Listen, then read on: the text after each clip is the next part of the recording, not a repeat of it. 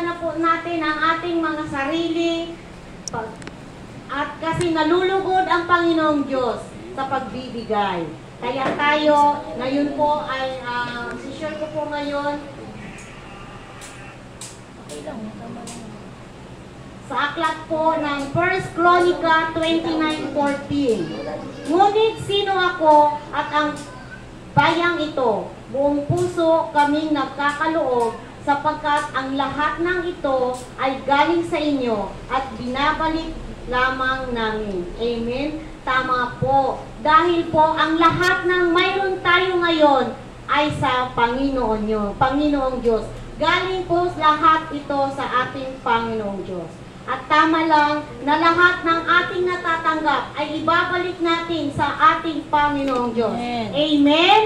Amen. Amen. Opo. Dito po ang share ko ngayon sa aklat po ng Malakas 3:10. Sinabi po dito, dalhin ninyo ang buong buo, ang inyong mga ikasampung bahagi sa tahanan ng Diyos upang matugunan ang pangangailangan sa ating tahanan. Amen? Ibig sabihin at sinabi dito na yung lahat na natatanggap natin ay ibabalik natin sa Panginoon.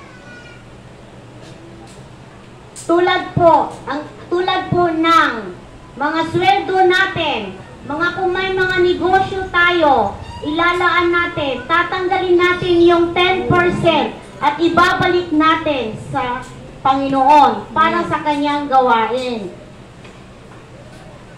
Ibabalik natin para sa kanyang tahanan, para matugunan lahat ang pangangailangan sa simbahang ito. Amen? At ito ang sinasabi, kapag tayo tumugon, pagpapala, ibuhos niya lahat sa atin yung masaganang pagpapala.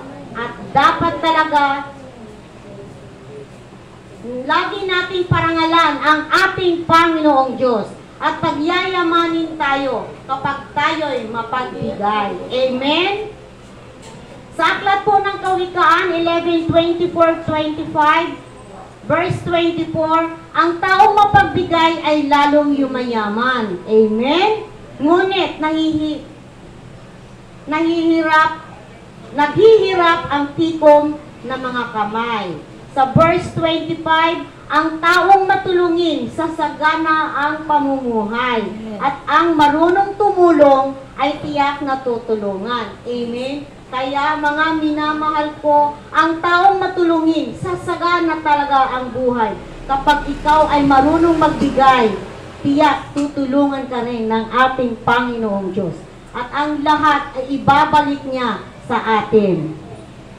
At mayroon pa sa mga pangako ng ating Panginoong Diyos sa aklat ng Lucas 6:38, sinabi po dito, magbigay kayo at kayo'y bibigyan. Gustong takal, siksik, liglig, at umaapaw.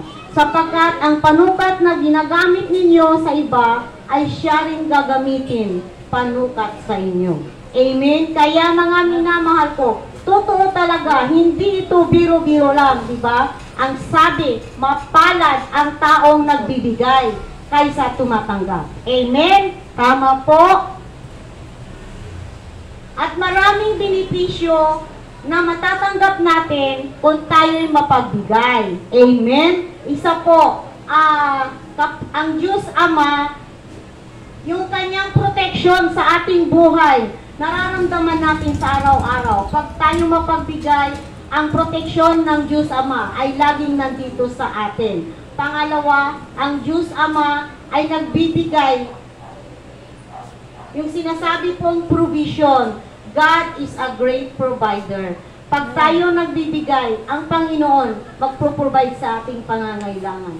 Lagi natin sinasabi na si Lord nagbibigay sa ating pangangailangan. Pag hindi naman tayo tutugon sa Kanya, magbigay ka sa gawain ng Panginoon, hindi rin tayo ipro-provide ng Panginoon. Dahil ang Panginoon, pag nagbigay tayo sa Kanya, kaya sinasabi niya, ipro-provide din niya lahat ang ating pangangailangan. Kaya talagang magbigay tayo sa ating Panginoong Diyos. At ang Panginoong Diyos, God prosper the giver.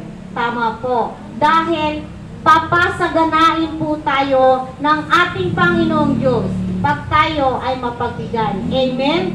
Di ba po, kaandun sa aklat ng sabi po niya, pasasaganain tayo. Kaya God prosper the giver. Pang-apat po, yung sinasabi dito, God promotes the giver. Laging itataas ng Panginoong Diyos ang mapagbigay.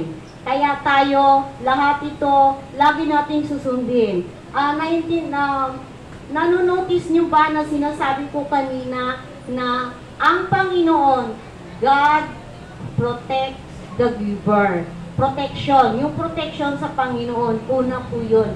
Pangalawa, kanina sinabi ko, provision. Yung God is a great provider. Una, sinabi ko, lagi natin isipin. Kasi parang apat na letter P ito.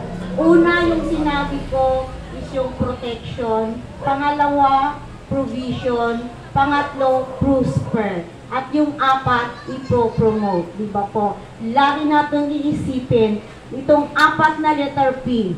Para tayo, lagi natin iisipin, lagi tayong ilagay natin sa isip natin, magbigay tayo, at itong apat na letter P, ibabalik lahat sa atin, sa Panginoon, sa ating mga buhay. Amen? Oo. Naintindihan niyo po po? Amen. Clear na clear po ba? So, ngayon po, aasahan ko po, magsimula ngayong araw na to, dapat tayong lahat ay magbibigay na tayo para sa Panginoon. Amen? Amen. Sige po, tayo po'y tatayo at manalangin po tayo.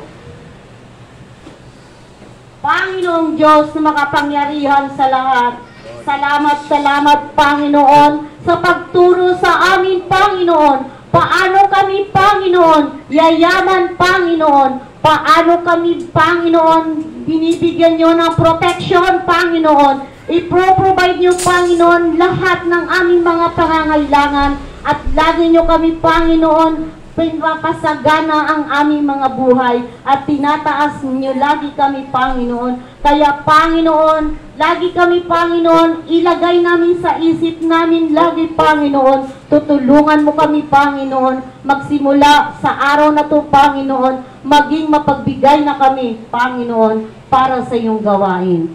Salamat, Panginoon, na lagi mo kami, Panginoon, pinagyayaman, Panginoon. Salamat, Panginoon, sa araw na to, Panginoon. At ibinabalik namin, Panginoon, yung pinakamataas na papuri pagsamba sa iyo, Panginoong Diyos. Sa pangalan ni Jesus. Amen.